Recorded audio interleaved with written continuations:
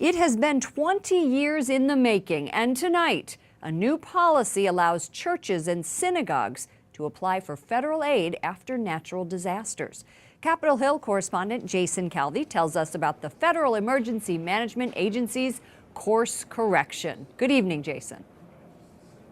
Good evening, Lauren. Texas Senator Ted Cruz says he's glad FEMA backed away from what he calls a previously misguided and discriminatory policy. FEMA's change will help congregations hit by recent hurricanes, Harvey and Irma. It's all pouring out. Hurricanes Harvey and Irma damaged churches like this Catholic parish outside Houston, Texas, which News Nightly visited in August. This nearby Protestant community opened up its doors to serve the victims, even as Harvey damaged their own space. And the water came all the way to the very top of the carpet right here. But these churches did not qualify for FEMA aid. Becket fights for religious liberty for all. The law firm's Diana Verm represents several churches and synagogues suing FEMA.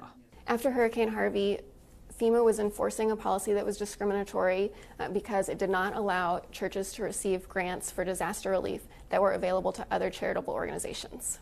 President Trump in September weighed in, tweeting, "Churches in Texas should be entitled to reimbursement from FEMA relief funds for helping victims of Hurricane Harvey, just like others."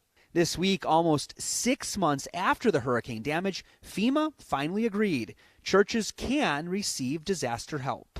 Texas and Florida are both facing long recovery processes after their hurricanes, and this news will make that recovery process a lot easier for some of the churches and synagogues that were at the forefront of the recovery efforts. The Supreme Knight of the Knights of Columbus applauds the decision, saying help from both the government and the nonprofit sector in the restoring of churches and other spaces dedicated to religious activities will send an important signal that these communities are coming back. The Knights gave $1.4 million to help repair or rebuild churches. The House before Christmas approved $81 billion for federal disaster aid.